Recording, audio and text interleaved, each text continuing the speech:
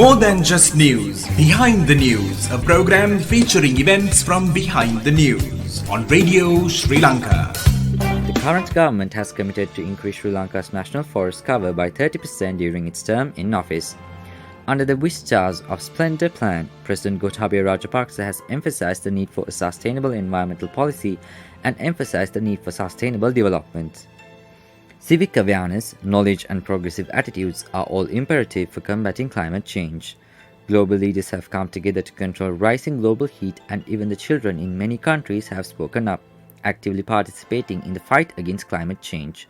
Some of the irrational arguments and statements of citizens that have been popularized recently in Sri Lanka's mainstream media suggests an attitudinal gap as well as a lack of knowledge about the significance of forest conservation and management. In search of economic prosperity, the majority of Sri Lankans seem willing to give a green light to the overutilization of environmental resources.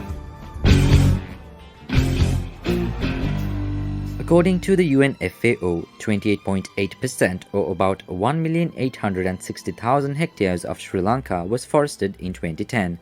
According to FAO, of this 9.0% is classified as primary forest, the most biodiverse and carbon-dense form of forest. Sri Lanka had 185,000 hectares of planted forest.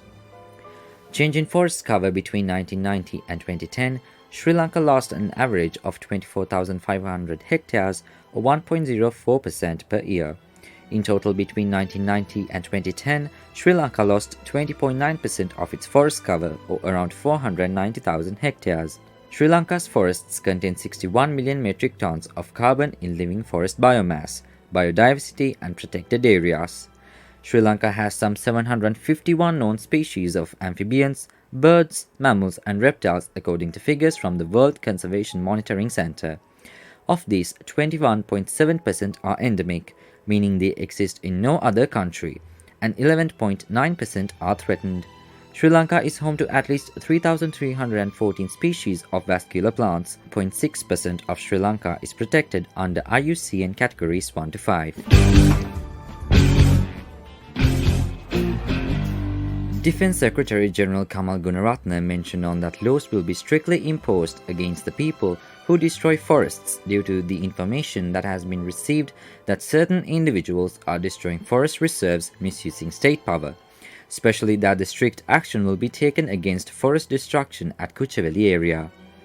The Air Force is conducting special operations to identify forest destruction.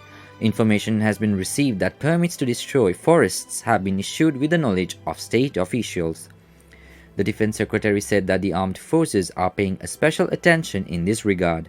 Police are also conducting special investigations into the places of forest destruction.